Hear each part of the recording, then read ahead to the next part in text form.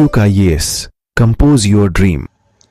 Hello दोस्तों, क्विकाइस में आपका स्वागत है। आज के वीडियो में हम लोग आधुनिक भारतीय इतिहास के अंतर्गत देखेंगे गोलमेज सम्मेलन, व्यक्तिगत सत्याग्रह और 1935 के अधिनियम। इसके अलावा मुस्लिम लीग द्वारा पाकिस्तान की मांग कब की गई थी, अगस्त प्रस्ताव किसे कहते हैं, 1937 का जो चुनाव हुआ था, इन सब के बारे में हमें डिटेल में यहाँ पर पढ़ना है। आप लोग जो है चैनल को सब्सक्राइब कर लीजिएगा, बेल आइकन को प्रेस कर लीजिएगा, जिससे मॉडर्न इंडिया के अलग अलग टॉपिक की क्लास आपको सब मिल जाए और आप प्लेलिस्ट में जा करके सारी क्लास कर सकते हैं। क्योंकि 70 बीपीएससी और यूपी पीसीएस में यहाँ से क्वेश्चन पूछे जाते हैं, तो क्वेश्चन गलत नहीं होने चाहिए। और मॉडर्न इंडिया से क्वेश्चन सबसे ज़्यादा आते हैं, तो यहाँ से अगर क्वेश्चन गलत होते हैं तो आप इसका मतलब है कि तैयारी अगर अच्छी नहीं रहेगी तो आपके जो है सिलेक्शन में प्रॉब्लम आ सकती है। इसलिए बहुत ज़रूरी है कि मॉडर्न इंडिया के क्वेश्चन को बहुत अच्छे से करना है। इसके बाद मैं सारे जो टॉपिक का MCQ भी करा दूंगा बहुत जल्दी, तो आप लोग चैनल को सब्सक्राइब कर लीजिएगा, बेल आइकन को प्रेस कर लीजिएगा, जिससे इस तरह क्लास आपको लगातार मिलती रहे। हम लोग शुरू करते हैं सीधे लेसन की ओर।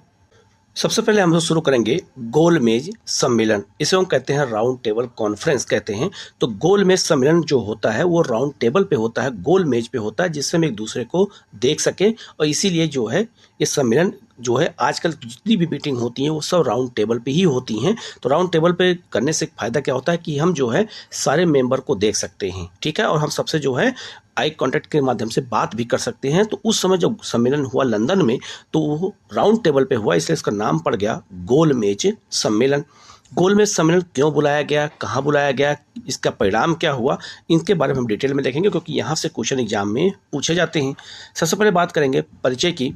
तो ब्रिटिश सरकार द्वारा साइमन कमीशन की रिपोर्ट पर, तो अगर आपसे पूछा जाए कि गोलमेज सम्मेलन किसकी रिपोर्ट के लिए बुलाया गया था डिस्कशन करने के लिए, तो साइमन कमीशन की रिपोर्ट पर ही गोलमेज सम्मेलन लंदन में बुलाया गया।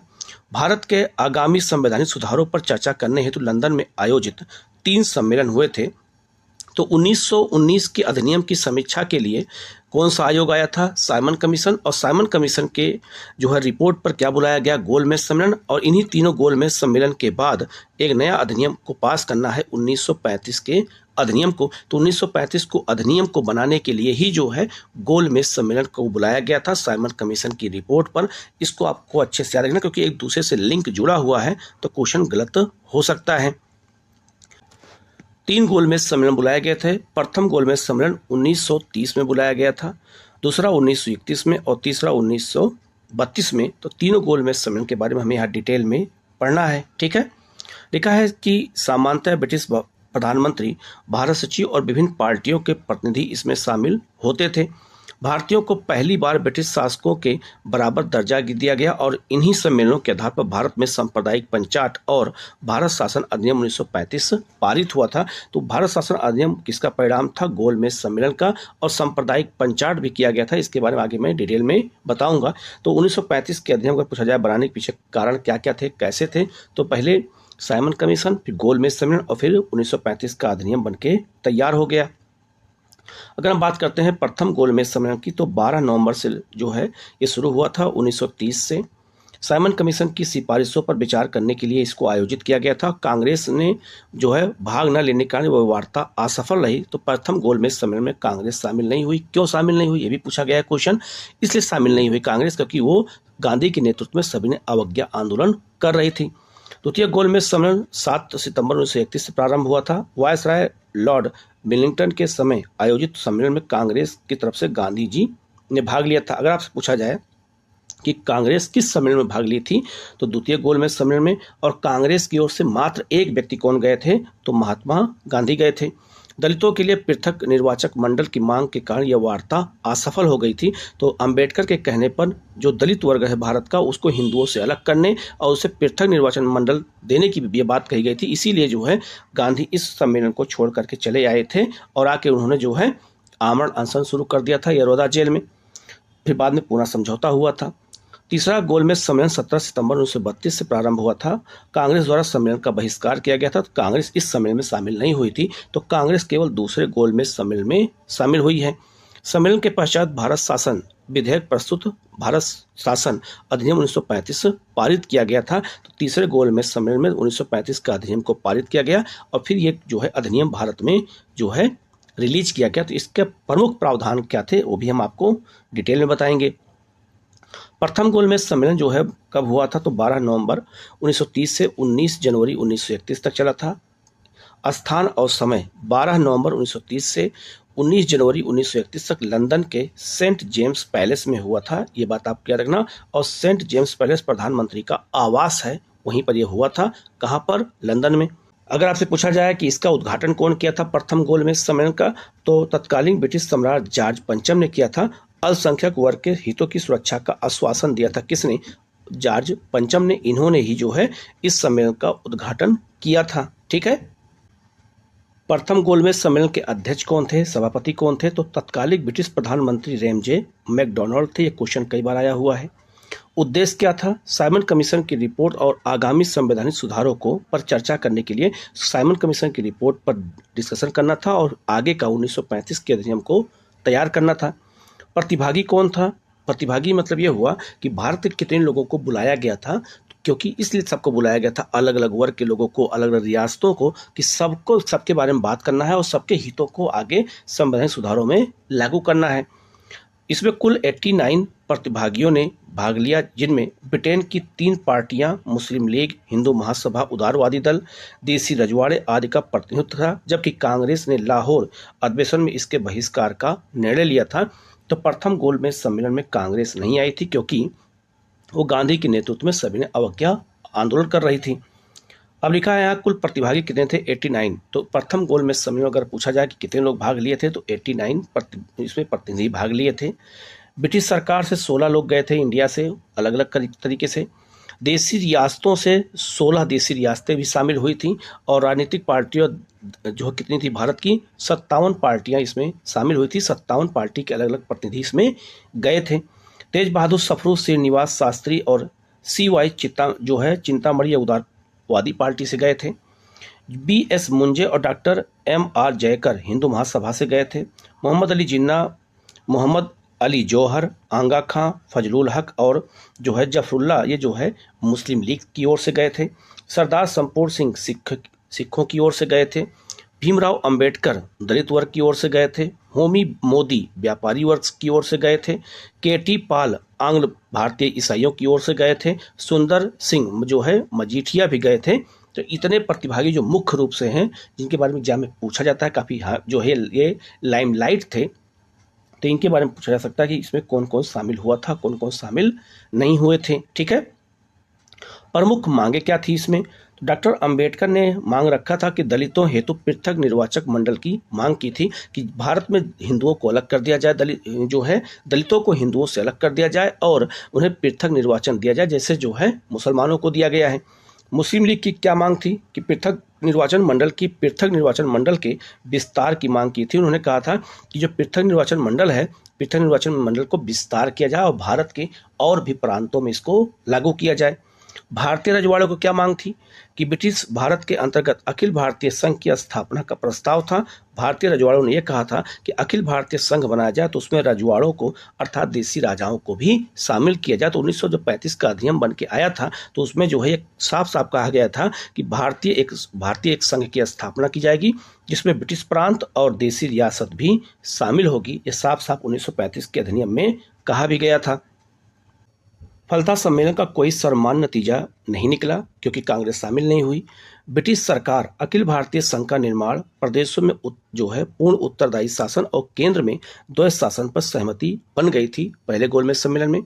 कांग्रेस के बहिष्कार ने सम्मेलन को निरर्थक बना दिया, मतलब उसका कोई परिणाम नहीं निकला। प्रोफेसर बिपिन चंद्रा के शब्दों में, कांग्रेस के बिना भारतीय मामलों से संबंधित कोई भी सम्मेलन वैसा ही था जैसे राम के बिना लीला का प्रदर्शन। अगर रामलीला का प्रदर्शन किया जा रहा हो और उसमें राम का कैरेक्टर ही ना हो, तो मतलब क्या रह गया रामलीला का। ठीक है। तो ये बात किसने कहा था? तो प्रोफेसर बिपिन चंद्रा ने। तो उनकी किताब बहुत फेमस भी है। ठीक है। आगे बढ़ते हैं। अब इंग्लैंड के प्रधानमंत्री का दबाव किसके ऊपर पड़ा? तो भारत के वायसराय लॉर्ड इरविन के ऊपर पड़ा और इनसे कहा गया कि जल्द से जल्द कांग्रेस से समझौता किया जाए और उन्हें द्वितीय गोलमेज सम्मेलन में मनाया जाए कि द्वितीय गोलमेज सम्मेलन में कांग्रेस शामिल हो। तब इरविन ने गांधी से समझौता करने का निर्णय लिया। तो गांधी इरविन समझौता कब हुआ था? 5 मार्च 1931 को हुआ था। और इसी समझौते को क्या कहा जाता है? दिल्ली समझौता कहते हैं। और इसी समझौते के तहत गांधी ने सविनय अवज्ञा आंदोलन को स्थगित कर दिया था। लिखा है, प्रथम गोलमेज सम्मेलन की असफलता के बाद 5 मार्च 1931 को तेज बहादुर सफरू और M.R. जयकर आदि के प्रयास से महात्मा गांधी और जो है लॉर्ड इरविन के मध्य समझौता हुआ। इस समझौते की शर्तें निम्नलिखित थी। तो अगर आपसे पूछा जाए कि गांधी इरविन समझौता कराने में मुख्य भूमिका किसकी थी, तो तेज बहादुर सप्रू और M.R. जयकर की थी। इन दोनों लोगों के प्रयास से ही गांधी इरविन समझौता हो पाया था। तो ये डेट आपको याद रखना है, 5 मार्च 1931 को। अब आपसे जो समझौते की प्रमुख पॉइंट हैं, यही सारे पॉइंट एग्जाम में पूछे जाने लगे हैं, तो जो क्वेश्चन हमारे हाथ से निकल जाते हैं। लिखा है, पहला समझौते का पहला शर्त क्या है कि कांग्रेस व उसके कार्यकर्ताओं की जब्त की गई संपत्ति वापस की जाए। ठीक है। दूसरा, सरकार द्वारा सभी अध्यादेशों और अपूर्ण अभियोगों के मामले को वापस लिया जाए। हिंसात्मक कार्यों में लिप्त अभियुक्तों के अतिरिक्त सभी राजनीतिक कैदियों को मुक्त किया जाए। तो यहाँ क्या लिखा है, हिंसात्मक कार्यों में जो लोग हैं उनको जेल से न छोड़ा जाए। तो इसी समय भगत सिंह को छुड़ाने की बात हुई थी। तो यहाँ पे क्या लिखा है, हिंसात्मक, क्योंकि भगत सिंह ने हिंसा किया था, इसीलिए हिंसात्मक लोगों को के अलावा राजनीतिक कैदियों को छोड़ने की बात हुई थी। इसीलिए गांधी का विरोध भी होता था। और जब 1931 में गांधी कराची गए थे तो इनके ऊपर बम भी फेंका गया था गांधी के ऊपर। इसीलिए तो भगत सिंह, अब आप समझ सकते हैं कि 5 मार्च को समझौता हुआ है 1931 को, और 23 मार्च को ही भगत सिंह को फांसी दी गई। तो ये लोगों का कहना यह था कि अगर गांधी चाहते तो जो है भगत सिंह को छुड़ाने का भी प्रस्ताव इरविन के सामने रख सकते थे। तो यहाँ पर आप समझ सकते हैं कि यहाँ पॉइंट को आप देख के समझ सकते हैं कि इसमें क्या पॉइंट था। तो इसमें पॉइंट ये था कि राजनीतिक कैदियों को छोड़ा जाए। जो राजनीतिक नेता लोग हैं जो हिंसात्मक कार्यों में लिप्त हैं उनको छोड़ने की बात ही नहीं कही गई थी। तो इसलिए भगत सिंह को छोड़ने की बात पर ही जो है ये विवाद अक्सर खड़ा होता है, लोग जो है सवाल उठाते हैं। समुद्र के किनारे बसने वाले लोगों को नमक बनाने और उसे एकत्रित करने की छूट दी जाए। अफीम, शराब और विदेशी वस्त्रों की दुकानों पर शांतिपूर्ण ढंग से धरने की अनुमति दी जाए। ये सारा प्रस्ताव गांधी इरविन समझौते में किया गया। अब आगे बढ़ते हैं। लिखा है, महात्मा गांधी ने कांग्रेस की ओर से निम्न शर्तें स्वीकार की। क्या क्या शर्तें स्वीकार की? सविनय अवज्ञा आंदोलन स्थगित करने का। तो इसी समझौते के तहत जो है सविनय अवज्ञा आंदोलन को स्थगित कर दिया गया। द्वितीय गोलमेज सम्मेलन में कांग्रेस के प्रतिनिधि भी भाग लेंगे। यह निर्णय लिया गया कि अब जो है द्वितीय गोलमेज सम्मेलन में कांग्रेस की ओर से भी प्रतिनिधि शामिल होंगे। ठीक है। इसके अलावा पुलिस की ज्यादतियों के खिलाफ निष्पक्ष न्यायिक जांच की मांग वापस ले ली जाएगी और नमक कानून उन्मूलन की मांग और बहिष्कार की मांग को वापस ले लिया जाएगा। ये सारी मांगों को मान लिया गया। जवाहरलाल नेहरू और सुभाष चंद्र बोस ने समझौते की आलोचना करते हुए कहा कि गांधी जी ने पूर्ण स्वतंत्रता के लक्ष्य को बिना ध्यान में रखे ही समझौता कर लिया। अब आपसे पूछा जाएगा क्वेश्चन कि गांधी इरविन समझौते का विरोध किसने किया था? तो जवाहरलाल नेहरू ने किया था, सुभाष चंद्र बोस ने किया था और कहा था कि बिना पूर्ण स्वतंत्रता के लक्ष्य को प्राप्त किए ही आपने समझौता कैसे कर लिया? तो दो लोगों ने बढ़ चढ़ के विरोध किया था। किसने? तो जवाहरलाल नेहरू और सुभाष चंद्र बोस ने किया था। अब इसके बाद तुरंत जो है कांग्रेस का कराची अधिवेशन होता है 1931 में, और इस अधिवेशन का बहुत महत्व है। इस अधिवेशन में क्या क्या काम हुआ था याद रखना। इसी अधिवेशन में जो है गांधी इरविन समझौते को स्वीकार किया गया था। ये भी एक काम हुआ था। तो देखो पहले लाइन ही लिखा है कि गांधी इरविन समझौता या दिल्ली समझौता को जो है स्वीकृति प्रदान करने के लिए कांग्रेस का अधिवेशन 29 मार्च 1931 को वल्लभ भाई पटेल की अध्यक्षता में कराची में आयोजित किया गया। अब आपसे क्वेश्चन क्या क्या पूछा जाएगा कि कराची का अधिवेशन 1931 में जो हुआ था उसके अध्यक्ष कौन थे? तो वल्लभ भाई पटेल को बनाया गया था। और याद रखना इसमें जो है गांधी इरविन समझौता, जिसे हम दिल्ली समझौता कहते हैं, इसकी स्वीकृति को लेकर के ही यह सम्मेलन बुला लिया गया। कराची अधिवेशन में मौलिक अधिकार और आर्थिक कार्यक्रम संबंधी प्रस्ताव पारित किए गए। अब आपसे पूछा जाएगा कि कांग्रेस से किस अधिवेशन में मौलिक अधिकारों और आर्थिक कार्यक्रमों संबंधी प्रस्ताव को पास किया गया था या डिमांड की गई थी? तो वो कौन सा है? कराची अधिवेशन। इसको आपको अच्छे से याद रखना है। ठीक है। यहाँ से क्वेश्चन कई बार आया हुआ है एग्जाम में। इसके अलावा अधिवेशन में कांग्रेस के द्वारा किसी भी तरह की राजनीतिक हिंसा का समर्थन न करने की बात दोहराते हुए क्रांतिकारियों के वीरता और बलिदान की प्रशंसा की गई। मौलिक अधिकारों संबंधी जो प्रस्ताव पास किया गया था उसमें अभिव्यक्ति और प्रेस की पूर्ण स्वतंत्रता की बात कही गई थी, संगठन बनाने की स्वतंत्रता की बात कही गई थी, और यह सारे जो है ये मौलिक अधिकार हमारे संविधान में शामिल भी हैं। ठीक है। सार्वभौमिक वयस्क मताधिकार के आधार पर चुनाव की स्वतंत्रता की मांग की गई। जो है सभा और सम्मेलन आयोजित करने की स्वतंत्रता मौलिक अधिकार में शामिल था। जाति, धर्म और लिंग इत्यादि से हटकर कानून के समक्ष समानता का अधिकार, सभी धर्मों के प्रति राज्य का तटस्थ भाव, इसको रखा गया। निःशुल्क और अनिवार्य प्राथमिक शिक्षा की गारंटी, ये भी मौलिक अधिकार में शामिल किया गया। इसके अलावा राष्ट्रीय आर्थिक कार्यक्रम के प्रस्ताव में क्या क्या था? लगान और मालगुजारी में उचित कटौती की जाए, अलाभकर जोतों को लगन से मुक्त किया जाए। मतलब ये हुआ कि जिन खेतों में जुताई नहीं होती है या बीज नहीं बोए जाते हैं, फसल नहीं बोई जाती है, उनसे लगान न लिया जाए। किसानों को कर्ज से राहत और सूदखोरों पर नियंत्रण रखा जाए। सूदखोर मतलब महाजनों पर नियंत्रण रखा जाए, साहूकारों पर। मजदूरों के लिए बेहतर शर्तों वाले महिला मजदूरों की सुरक्षा और काम के नियमित घंटे तय किए जाएं। मजदूरों और किसानों को अपने यूनियन बनाने की स्वतंत्रता होनी चाहिए। प्रमुख उद्योगों, परिवहन और खदान को सरकारी स्वामित्व और नियंत्रण में रखने का वादा किया जाए। तब जाकर के हम जो है इस प्रस्ताव को आगे बढ़ाएंगे। इसके अलावा अधिवेशन में कांग्रेस ने पहली बार पूर्ण स्वराज को परिभाषित किया। तो पूर्ण स्वराज की मांग, अब देखो क्वेश्चन कैसे पूछा जाएगा कि कांग्रेस ने पूर्ण स्वराज की मांग कब किया था? तो 1929 के लाहौर अधिवेशन में किया था, जिसके अध्यक्ष नेहरू जी थे। लेकिन पूर्ण स्वराज की को परिभाषित किस अधिवेशन में किया गया, अगर आपसे ये पूछा जाए तो कराची अधिवेशन में किया गया 1931 में। ये दोनों डिफरेंस आपको याद रखना है, यहीं पे कंफ्यूजन हो सकता है। ठीक है, आगे बढ़ते हैं, यहाँ कुछ नोट देख लेते हैं। कराची अधिवेशन से पूर्व 23 मार्च 1931 को भगत सिंह, राजगुरु और सुखदेव को फांसी दी गई।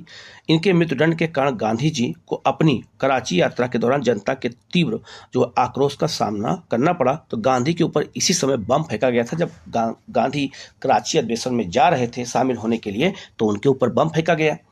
इस दौरान गांधी जी ने कहा था कि गांधी मर सकता है किंतु गांधीवाद नहीं। तो गांधी ने कहा था कि गांधी मर सकता है लेकिन गांधीवाद नहीं मर सकता है। पंजाब नौजवान सभा ने भगत सिंह और उनके कामरेड साथियों को फांसी की सजा, सेना व बचा पाने के लिए गांधी जी की तीव्र आलोचना भी की थी। किसने तो ये किया था, याद रखना, पंजाब नौजवान सभा ने किया था कि जो है गांधी चाहते तो उनको बचा सकते थे, किसको? भगत सिंह को, लेकिन गांधी ने नहीं बचाया। ठीक है, आगे बढ़ते हैं। लिखा है द्वितीय गोलमेज सम्मेलन कब हुआ था? तो 7 सितंबर 1931 से लेकर 1 दिसंबर 1931 तक चला था। इसके परिचय को हम लोग देख लेते हैं ध्यान से। तो द्वितीय गोलमेज जो सम्मेलन हुआ था वो भी जो है लंदन में हुआ था। और कहाँ हुआ था? सेंट जेम्स पैलेस में हुआ था। और आपसे भी कुछ क्वेश्चन पूछा जा सकता है कि गोलमेज सम्मेलन जो लंदन में सेंट जेम्स पैलेस में हुआ था वो क्या था? ये प्रधानमंत्री का आवास था। ठीक है, भारतीय वायसराय लॉर्ड वेलिंगटन उस समय भारत के क्या थे? वायसराय थे। ब्रिटिश प्रधानमंत्री रैमजे मैकडोनाल्ड ने लेबर पार्टी के स्थान पर सर्वदलीय सरकार बनाने से कमजोर स्थिति में आ गए थे। भारत के गृह सचिव उस समय कौन थे? सैमुअल जो है होवर्थ थे। ये भी क्वेश्चन पूछा जाता है कि जब गोलमेज सम्मेलन हुआ था द्वितीय वाला में कांग्रेस शामिल हुई थी, कौन कौन उसमें था? अब आते हैं, पूछा जाएगा कि जो है द्वितीय गोलमेज सम्मेलन में भारत की ओर से कितने लोग गए थे? तो 31 लोग गए थे, 31 लोग गए थे। और पहले में कितने लोग गए थे? 89 लोग गए थे। ये सब बारीकों को आपको याद रखना है। कांग्रेस की ओर से महात्मा गांधी गए थे। SS राजपुताना जहाज और किंग्स पैलेस होटल में रुके थे गांधी। और राजपुताना जहाज से गांधी कहाँ गए थे? तो लंदन गए थे। भारतीय महिलाओं की ओर से इस सम्मेलन में कौन शामिल हुई थी? सरोजिनी नायडू। ये बहुत महत्वपूर्ण क्वेश्चन, इसको याद रखिएगा कि भारतीय महिलाओं का प्रतिनिधित्व किसने किया था गोलमेज सम्मेलन में द्वितीय वाले में? तो सरोजिनी नायडू ने। दलित वर्ग की ओर से कौन गए थे? डॉक्टर भीमराव अंबेडकर जी गए थे। हिंदू महासभा की ओर से मदन मोहन मालवीय गए थे। उदारवादी पार्टी की ओर से सफ्रू और चिंतामणि गए थे। अब आप इस चित्र में देख सकते हैं, गोलमेज सम्मेलन का चित्र दिखाया गया है। गांधी जी के बगल में कौन बैठा है? मदन मोहन मालवीय बैठे हैं, आप उनको देख भी सकते हैं। ठीक है, इसके अलावा भारतीय व्यापारियों की ओर से कौन गए थे? तो GD बिरला गए थे। मुस्लिम लीग की ओर से मोहम्मद इकबाल, अली इमाम और जिन्ना गए थे। भारतीय ईसाइयों की ओर से SK दत्ता गए थे। ये कुछ प्रमुख लोग हैं जो द्वितीय गोलमेज सम्मेलन में शामिल हुए थे। ठीक है, और कांग्रेस की ओर से केवल एक व्यक्ति गए थे। कौन? तो याद रखना, वो व्यक्ति कौन है? महात्मा गांधी हैं। आगे लिखा है द्वितीय गोलमेज सम्मेलन में मुख्यतया रूढ़िवादी, प्रतिक्रियावादी, सांप्रदायिक और जो है ब्रिटिश राजभक्तों के प्रतिनिधि थे, जिनका उपयोग सरकार ने यह प्रदर्शित करने के लिए किया कि कांग्रेस सभी भारतीयों को एकमात्र प्रतिनिधि संस्था नहीं है। तो अंग्रेजों का कहना यह था कि वहाँ पे सांप्रदायिकता की बात करो, प्रतिक्रियावादियों की बात करो, रूढ़िवादी बात करो, जिससे सबको यह लगे कि कांग्रेस अकेले भारतीयों के लिए नहीं है। इस समय तक पृथक निर्वाचक मंडल की मांग मुस्लिम वर्ग के अतिरिक्त दलित, भारतीय ईसाई और एंग्लो इंडियन और यूरोपियों को भी जो है करने लगे थे। तो दलितों को भी ये मांग की गई थी अम्बेडकर ने कि जो है उनको हिंदुओं से अलग किया जाए और उन्हें जो है क्या दिया जाए? तो उन्हें जो है सांप्रदायिक निर्वाचन व्यवस्था दे दी जाए। गांधी जी ने अनुसूचित जाति को हिंदू समाज का अभिन्न अंग बताकर डॉक्टर अंबेडकर द्वारा की गई दलितों के लिए पृथक निर्वाचक मंडल की मांग का विरोध किया तो गांधी ने इसका विरोध किया।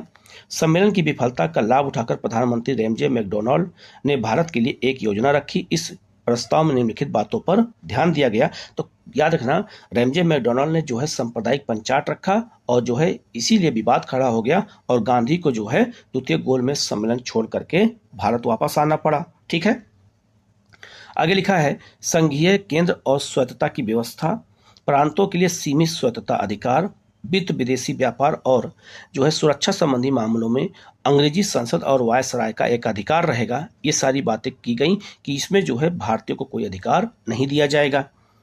इसके बाद सरकारी रुख से दुखी और निराश होकर गांधी जो है वेस्टियाना नामक इटली के पोत पर बैठ करके 28 दिसंबर 1931 को भारत लौट आई। ये जल्दी किसी किताब में नहीं मिलता है कि गांधी, ये तो सब किताब मिल जाता है कि गांधी जो है राजपुताना जहाज से लंदन गए थे द्वितीय गोलमेज सम्मेलन में, लेकिन वापस किस जहाज से आए थे तो इटली का जहाज था, नाम क्या था, वेस्टियाना नामक जहाज था। इसी जहाज से गांधी वापस चले आए। इसको आप लोग अच्छे से नोट कर लेना, ये भी क्वेश्चन एग्जाम में आपसे पूछा जा सकता है। गांधी जी ने कहा कि मैं भारत खाली तो जरूर लौटा हूं, पर मैंने अपने देश की इज्जत को जो है बट्टा नहीं लगने दिया। 29 दिसंबर 1931 को कांग्रेस कार्यकारिणी ने सविनय अवज्ञा आंदोलन फिर से प्रारंभ करने का निर्णय ले लिया। तो गांधी द्वितीय गोलमेज सम्मेलन से वापस आ गए और आके उन्होंने द्वितीय गोल जो है सविनय अवज्ञा आंदोलन शुरू करने का निर्णय ले लिया। उसी समय जो है याद रखना फ्रैंक जो है मॉरिस जो है इसी ने गांधी को कहा था अर्धनग्न फकीर। तो याद रखना चर्चिल ने उस जो है देशद्रोही फकीर कहा था, लेकिन याद रखना अर्धनग्न फकीर इसी ने कहा था। कौन? फ्रैंक मॉरिस ने कहा था। कोई ब्रिटिश प्रधानमंत्री से वार्ता हेतु सेंट जेम्स पैलेस की सीढ़ियां चढ़ने का दृश्य अपने आप में अनोखा और दिव्य प्रभाव उत्पन्न करने वाला था। याद रखना जब ब्रिटिश प्रधानमंत्री से मिलने गांधी जा रहे थे और सेंट जेम्स पैलेस की सीढ़ियों से चढ़ रहे थे, तब उसने कहा था कि एक अर्धनग्न फकीर को जो है अपने बगल बैठा करके वार्ता कर रहे हैं, ऐसे व्यक्ति को जो भारत में हमको जीने नहीं दे रहा है। ये फ्रैंक मॉरिस ने कहा था। इसके बाद चर्चिल ने इसी में जोड़ा था देशद्रोही फकीर। तो याद रखना अर्धनग्न फकीर का संबंध इससे है, इसको बहुत अच्छे से याद रखना, ये क्वेश्चन आपको पूछा जा सकता है। ठीक है, अब हम लोग सांप्रदायिक पंचायत की बात करेंगे। तो सांप्रदायिक पंचायत का मतलब यह हो गया कि संप्रदाय के आधार पर भारत का विभाजन करना है और अलग अलग लोगों को मताधिकार देना है। ये कौन लाया था? तो याद रखना प्रधानमंत्री रैमजे मैकडॉनल्ड का ये सांप्रदायिक पंचायत था। इसे कहते हैं इंग्लिश में कम्युनल अवार्ड कहते हैं। ब्रिटिश प्रधानमंत्री रैमजे मैकडॉनल्ड ने भारतीय मताधिकार जो है समिति लोथियन समिति की रिपोर्ट के आधार पर 16 अगस्त 1932 को सांप्रदायिक पंचायत की घोषणा की, जिसके बिंदु निम्नलिखित थे। तो सांप्रदायिक पंचायत में क्या क्या कहा गया था, ये भी क्वेश्चन एग्जाम में पूछा जाएगा, तो आपको सबको अच्छे से नोट करना है, इनको अच्छे से याद करना है। ठीक है, तो सांप्रदायिक पंचायत का पहला पॉइंट क्या है? अल्पसंख्यकों अर्थात मुसलमानों, सिखों और यूरोपियों के लिए अलग निर्वाचन की व्यवस्था की गई। ठीक है, दलितों को हिंदुओं से अलग कर अल्पसंख्यक मानकर पृथक निर्वाचन मंडल की व्यवस्था की गई सांप्रदायिक पंचायत में कि हिंदुओं से दलित अलग रहेंगे और जो है उन्हें अल्पसंख्यक माना जाएगा और उन्हें पृथक निर्वाचन दिया जाएगा। ये बहुत महत्वपूर्ण है। यही अंबेडकर की मांग थी और इसी पॉइंट को लेकर गांधी जो है गोलमेज सम्मेलन दूसरा छोड़ करके चले आए थे। प्रांतीय व्यवस्थापिका सभाओं की सदस्य संख्या बढ़ा करके दुगनी कर दी जा गई, जिसमें 71 सीटें दलितों के लिए आरक्षित थी।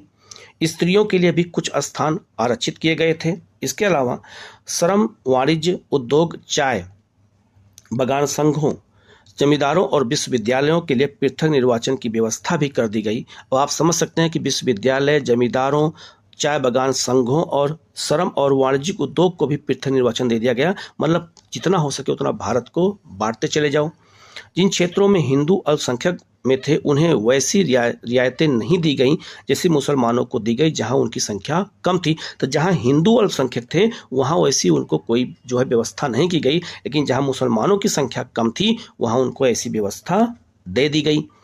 इसके अलावा इस प्रकार सांप्रदायिक पंचायत ने दलितों को हिंदुओं से पृथक करने का प्रयास किया और फूट डालो और राज करो की नीति द्वारा भारतीय राष्ट्रीय आंदोलन को कमजोर करने का भी प्रयास किया गया। किसके द्वारा? तो सांप्रदायिक पंचायत के द्वारा। ये किसका उद्देश्य था? तो यह वहाँ के प्रधानमंत्री रैमजे मैकडॉनल्ड का था। इसी के द्वारा जो है ये बात बिगड़ती चली गई और गांधी जो है गोलमेज सम्मेलन छोड़ करके भारत आ गए। और जब भारत गांधी आए तो उन्होंने द्वितीय सविनय अवज्ञा आंदोलन शुरू किया। तो गांधी को गिरफ्तार कर लिया गया और गिरफ्तार करने के बाद इन्हें पूना की यरवदा जेल में रखा गया और यरवदा जेल को उन्होंने मंदिर की संज्ञा दी थी। ये भी आपको याद रखना है, ठीक है। अब गांधी और किसके बीच में, तो गांधी और अंबेडकर के बीच में क्या होगा, पूना समझौता होगा।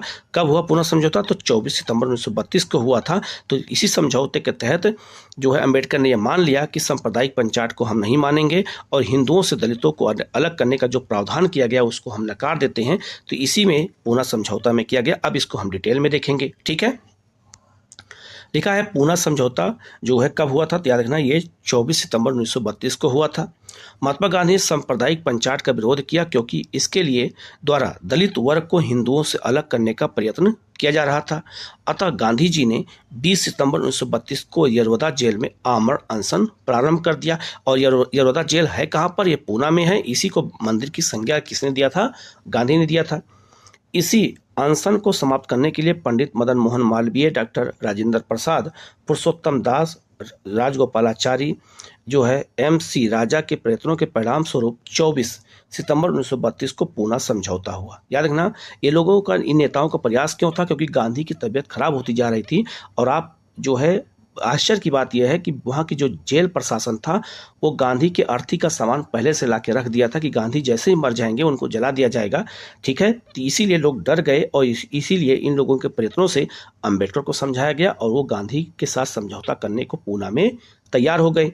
दलित वर्ग की ओर से डॉक्टर अंबेडकर ने तथा हिंदू जाति की ओर से जो है पंडित मदन मोहन मालवीय ने इस समझौते पर हस्ताक्षर किए। अब यहाँ से क्वेश्चन आपसे पूछा जाएगा कि पूना समझौता किसके बीच हुआ था, तो पूना समझौता गांधी और अंबेडकर के बीच हुआ था। लेकिन पूना समझौता पर सिग्नेचर कौन किया था, तो याद रखना पूना समझौता पर गांधी ने सिग्नेचर नहीं किया है। किसने किया है, तो हिंदुओं की ओर से किसने किया, मदन मोहन मालवीय ने किया है। और जो है दलितों की ओर से कौन किया, अंबेडकर ने किया है। तो पूना समझौता पर सिग्नेचर गांधी ने नहीं किया है, लेकिन गांधी के साथ समझौता हुआ था, लेकिन सिग्नेचर मदन मोहन मालवीय ने किया है और अंबेडकर ने किया है किस पे, पूना समझौता पर। लेकिन याद रखना समझौता गांधी और अंबेडकर के बीच हुआ था। तो दो चीजें हो सकता है, सिग्नेचर के बारे में पूछा जाएगा तब ये होगा, और अगर समझौता पूछा जाएगा तो गांधी और अंबेडकर होगा। इन बारीकियों को आपको अच्छे से याद रखना, यहीं पे क्वेश्चन फंस जाता है और क्वेश्चन गलत हो जाता है। समझौते का प्रमुख पॉइंट क्या था कि दलित वर्ग के लिए पृथक निर्वाचन मंडल समाप्त कर दिया गया। केंद्रीय विधानमंडल में दलित वर्ग के लिए आरक्षित सीटों की संख्या 18% में वृद्धि कर दी गई। तो केंद्रीय विधानमंडल में 18% सीटें दलितों को रिजर्व कर दी गई। प्रांतीय विधानमंडलों में दलित वर्ग के लिए आरक्षित सीटों की संख्या बढ़ा करके 148 कर दिया गया। सार्वजनिक सेवाओं और स्थानीय निकायों में दलित वर्ग के लिए उचित प्रतिनिधित्व और शैक्षिक और आर्थिक विकास के लिए प्रयास किया जाएगा, यह भी वादा किया गया पूना समझौता में। इसके बाद जो है पूना समझौते के बाद गांधी जी का पूरा ध्यान दलित उत्थान की तरफ हो गया और गांधी जी ने दलित वर्ग को हरिजन नाम दिया था। तो हरिजन नाम किसने दिया था, तो गांधी जी ने दलित वर्ग को दिया था। इन्होंने कहा था कि ये हरि की जन है, अर्थात ये विष्णु की जन है, भगवान विष्णु की जनता है, इसीलिए इनको नाम क्या दिया गया, हरिजन नाम दिया गया। किसने, गांधी जी ने। तो गांधी जी जब समझौता हो गया पूना समझौता, तो इन्होंने दलितों के उत्थान के लिए बहुत सारा काम किया, जिसको अभी अब आगे हम आपको चर्चा करेंगे, ठीक है। अब आगे बढ़ते हैं। लिखा है तीसरा गोलमेज सम्मेलन कब हुआ, तो 17 नवंबर 1932 से 24 दिसंबर 1932 तक चला। स्थान कहाँ था, तो स्थान वही था लंदन में जो है हुआ था। कहाँ पे, तो उसी पैलेस में हुआ था। इस बार 46 प्रतिनिधि शामिल हुए थे। तो याद रखना पहले में 89, दूसरे में 31 और तीसरे में 46 लोग शामिल हुए थे। इन सब बारीकियों को अच्छे से याद रखना, यही क्वेश्चन एग्जाम में फंस जाते हैं। डॉक्टर अंबेडकर और तेज बहादुर सफरोज तीनों गोलमेज सम्मेलन में शामिल हुए और कांग्रेस, जिन्ना और ब्रिटेन की लेबर पार्टी द्वारा इसका बहिष्कार किया गया। तो याद रखना जिन्ना ने भी इस सम्मेलन का बहिष्कार किया था, क्योंकि जो है उनके जो है प्रस्ताव को जो है नहीं माना गया था। परिणाम क्या हुआ, मार्च 1933 में इंग्लैंड की सरकार ने श्वेत पत्र प्रकाशित किया। अप्रैल 1933 में इंग्लैंड की संसद ने लॉर्ड लिंगलिथगो की अध्यक्षता में संयुक्त प्रवर समिति स्थापित किया। 11 नवंबर 1934 को समिति की रिपोर्ट के आधार पर ब्रिटिश संसद ने भारतीय जो है शासन अधिनियम 1935 पारित कर दिया। तो भारत शासन अधिनियम पारित किया गया कब, तीसरे गोलमेज सम्मेलन के बाद पारित किया गया, ठीक है। और 1935 के कानून द्वारा भारत में प्रांतीय जो है स्वशासन की स्थापना की गई और कांग्रेस ने चुनाव में भाग लिया। तो याद रखना, अब जो है कांग्रेस, अब जब भी चुनाव होगा तो कांग्रेस उस चुनाव में हिस्सा लेगी। तो 1937 में जो चुनाव हुआ था उसमें पहली बार कांग्रेस ने हिस्सा लिया था। अब आगे हम इसको आगे बताएंगे। तो 1935 के अधिनियम जो है कब पास किया गया? गोलमेज सम्मेलन के बाद पास किया गया और ये उसी का परिणाम था। ठीक है, तो इस लिस्ट को देख लीजिएगा। 1935 के अधिनियम में क्या क्या प्रावधान किया गया है, इनकी क्या विशेषताएं, क्या प्रावधान थे, बाकी इसको अलग से मैं पढ़ाऊंगा। तो पहला क्या प्रावधान है? अखिल भारतीय संघ की स्थापना करना, जिसमें देशी रियासतें और जो है आपका ब्रिटिश प्रांत शामिल होंगे। दूसरा, विषयों को 3 भागों में बांटा गया, संघीय, प्रांतीय और समवर्ती सूची में। केंद्र में द्वय शासन व्यवस्था की स्थापना की गई और राज्यों में, प्रांतों में द्वय शासन को समाप्त किया गया। यहाँ पे बर्मा को भारत से अलग किया गया, जिसे हम म्यांमार कहते हैं, उसे बर्मा को भारत से अलग कर दिया गया। एक संघीय न्यायालय की स्थापना की गई इसमें। इसके अलावा रिजर्व बैंक ऑफ इंडिया की स्थापना 1935 के अधिनियम में की गई। संघीय लोक सेवा आयोग की स्थापना की गई, जिसे हम आज यूपीएससी कहते हैं। प्रांतों में द्वय शासन समाप्त किया गया, अभी बताया मैंने। 2 नए प्रांत बनाए गए इसमें, सिंध और उड़ीसा। सिंध बनाया गया बम्बई से, बॉम्बे को काट करके, और उड़ीसा बनाया गया बिहार से अलग करके। ठीक है, और अवशिष्ट शक्तियां वायसराय को दे दी गई। तो जो शक्तियां संविधान में उल्लेखित नहीं होती हैं उन्हें हम कहते हैं अवशिष्ट शक्तियां, वो वायसराय को दे दी गई। तो ये सारे प्रावधान 1935 के अधिनियम में किया गया, तीनों गोलमेज सम्मेलन के बाद में। ठीक है, तो इसको अच्छे से याद रखना है, यहीं से क्वेश्चन एग्जाम में आपसे पुटअप होंगे। ठीक है, अब हम लोग आगे बढ़ते हैं।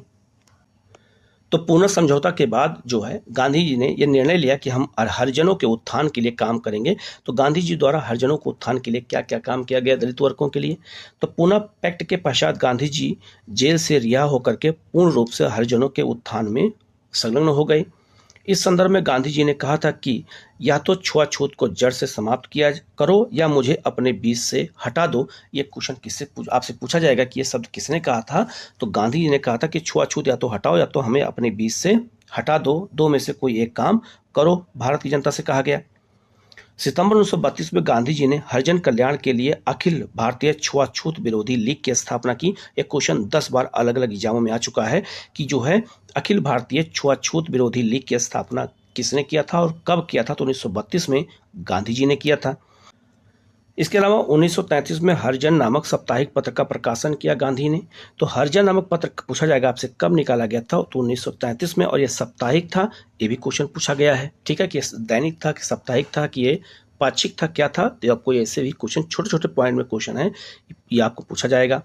नवंबर 1933 से अगस्त 1934 तक गांधी जी ने वर्धा से 20,000 किलोमीटर लंबी हरिजन यात्रा आरंभ की थी। ये भी क्वेश्चन पूछा गया है कि गांधी जी ने हरिजन यात्रा कहाँ से निकाली थी? वर्धा से निकाली थी। ठीक है, जनवरी 1934 में बिहार में आए भूकंप के बारे में गांधी जी ने कहा था कि यह सवर्ण हिंदुओं के पापों का दैवीय दंड है, कि जो है हिंदू जो सवर्ण लोग हैं ये जो छुआछूत करते हैं, दलितों को अपमान करते हैं, इसीलिए भगवान ने जो है भूकंप के रूप में दंड दिया है बिहार के लोगों को। ठीक है, ये भी गांधी ने कहा था।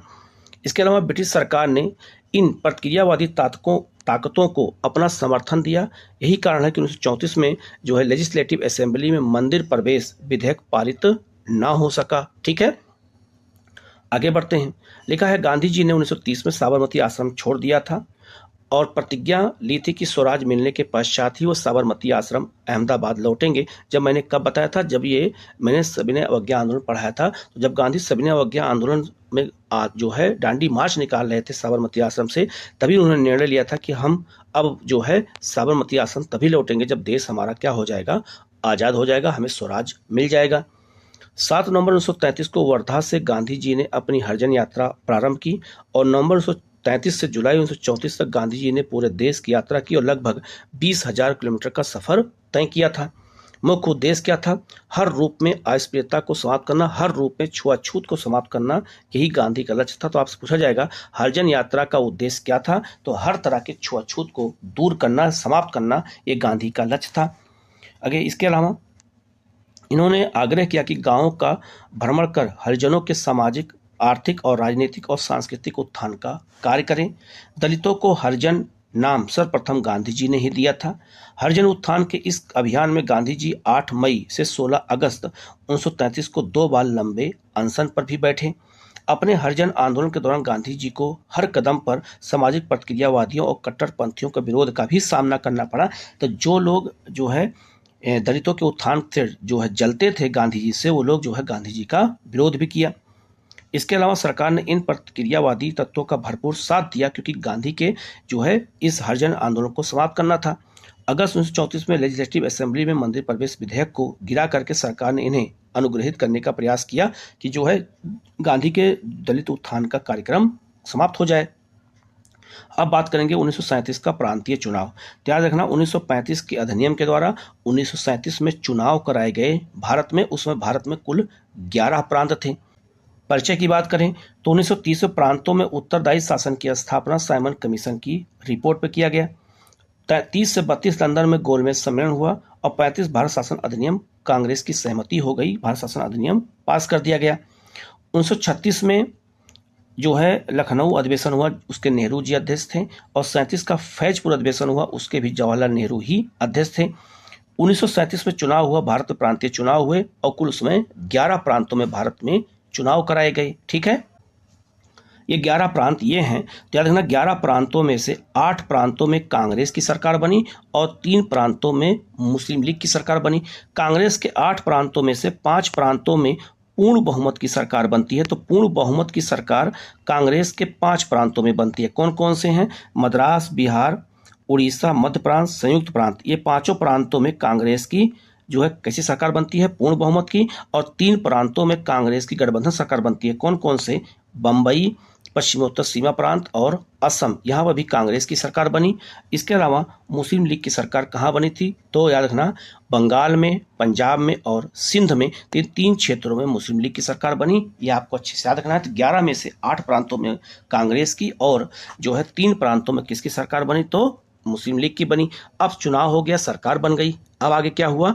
तो द्वितीय विश्व युद्ध शुरू हो गया और भारत में जो है अब गतिविधियां और आगे बदल जाएंगी।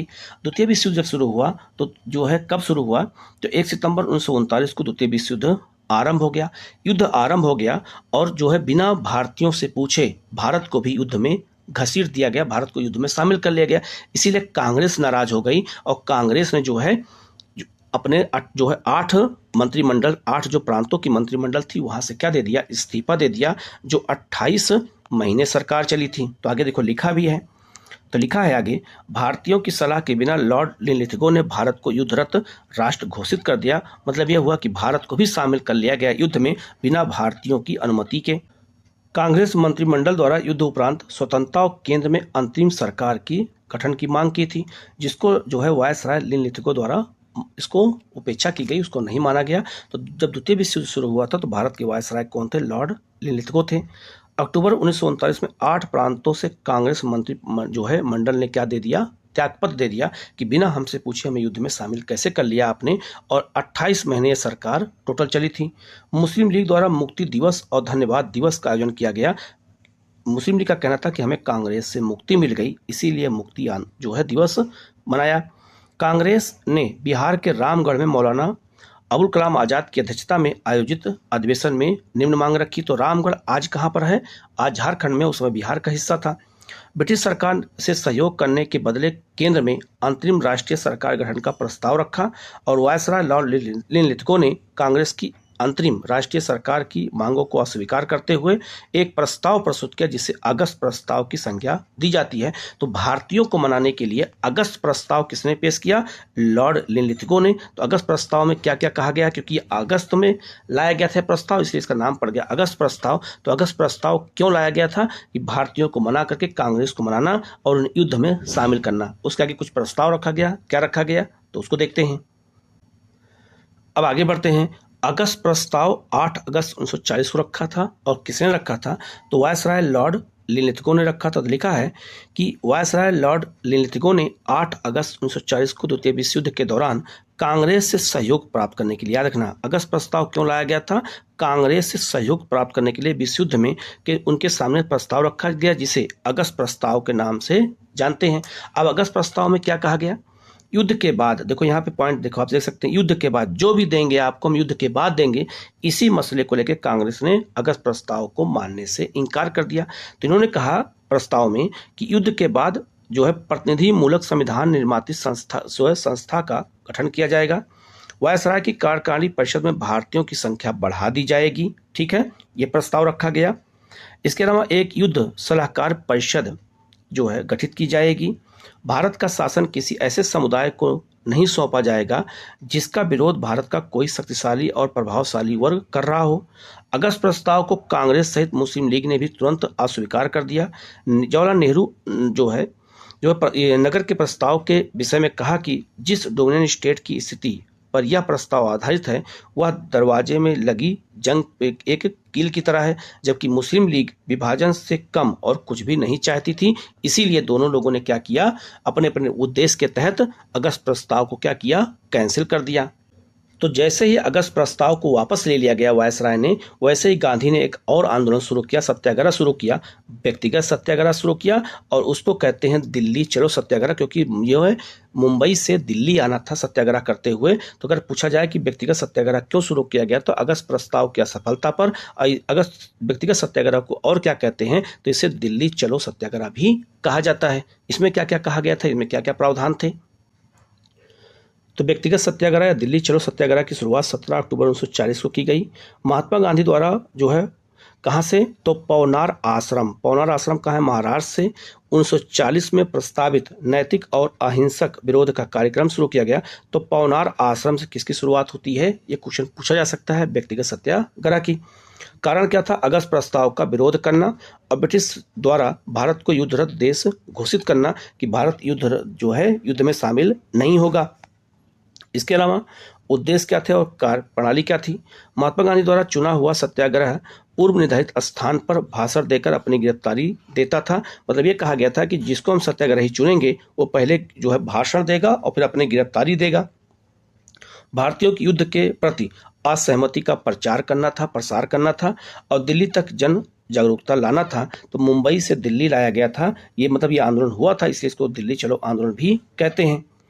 पहले सत्याग्रही विनोबा भावे चुने गए, दूसरे सत्याग्रही जवाहरलाल नेहरू चुने गए और तीसरे सत्याग्रही ब्रह्मदत्त चुने गए। तो ये क्वेश्चन बिहार में पूछा गया था।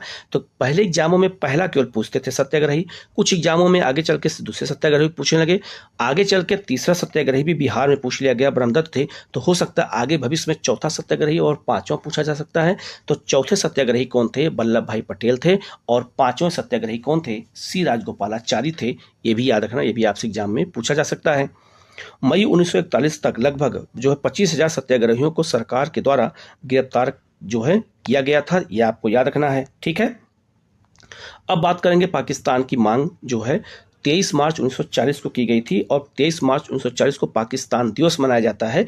तो पाकिस्तान की मांग किसने किया था, तो पहली बार मुस्लिम लीग ने किया था। लेकिन पाकिस्तान शब्द बनाया किसने था, तो याद रखना पाकिस्तान शब्द बनाया था चौधरी रहमत अली ने बनाया था 1934 में। और चौधरी रहमत अली ने जो पाकिस्तान शब्द बनाया था उसमें ये उनके लेटर का नाम क्या था, नाउ आर नेबर। उसमें इन्होंने पाकिस्तान को में 5 क्षेत्रों के शामिल होने की बात कही थी। कौन कौन क्षेत्र थे, तो पास से हो गया पंजाब, याद रखना, और आपका इसमें जो मात्रा लगा हुआ है उसका मतलब है अफगान प्रांत हो गया, ये बात याद रखना। इसका फुल फॉर्म है पाकिस्तान का अफगान प्रांत हो गया। का मतलब होता है कश्मीर हो गया। इसके अलावा इसमें ये मात्रा लगा हुआ है छोटी ई का, इसको मिला करके और सा जब पढ़ेंगे तो इसको मिला कहेंगे हम सिंध कहते हैं। और तान का मतलब हो गया बलूचिस्तान। तो पाकिस्तान में पंजाब, अफगान प्रांत, कश्मीर, सिंध और बलूचिस्तान को मिला करके एक शब्द बनाया था चौधरी रहमत अली ने, जिसको नाम दिया गया था पाकिस्तान। तो अगर भविष्य में कभी पाकिस्तान देश बने तो यही क्षेत्र उसमें शामिल हों, यही निर्णय लिया गया था। पाकिस्तान के मांग का प्रारूप कौन बनाया था, तो हयात खान ने। प्रस्ताव की प्रस्तुति किसने किया था, फजलुल हक ने। 23 मार्च 1943 को मुस्लिम लीग द्वारा पाकिस्तान दिवस मनाया गया। पाकिस्तान शब्द को सर्वप्रथम कैम्ब्रिज विश्वविद्यालय के छात्र चौधरी रहमत अली द्वारा 1934 में गढ़ा गया था। मुसलमानों के लिए पृथक राष्ट्र का विचार 1930 में मुस्लिम लीग के इलाहाबाद अधिवेशन में मोहम्मद इकबाल ने रखा था। हालांकि मुसलमानों के लिए प्रथम राष्ट्र की संकल्पना का सर सैयद अहमद खान ने दिया था। तो पाकिस्तान नामक नए देश की मांग मुस्लिम लीग ने कब किया था, तो 1940 के अपने लाहौर अधिवेशन में किया था, जिसके अध्यक्ष कौन थे, तो मोहम्मद अली जिन्ना थे। तो पाकिस्तान की मांग की गई थी। पाकिस्तान शब्द यहीं से ज़्यादा एक नए देश के रूप में परिचित होता चला गया और विवाद और आगे बढ़ता चला गया। तो आज के टॉपिक मैंने इतने टॉपिक को कंप्लीट किया है। अगला जो वीडियो आएगा वो भारत छोड़ो आंदोलन का आएगा, किस मिशन का आएगा। तो वीडियो को पूरा देखिएगा, कहीं कोई डाउट हो तो आप कमेंट करके पूछ सकते हैं। Okay, thank you.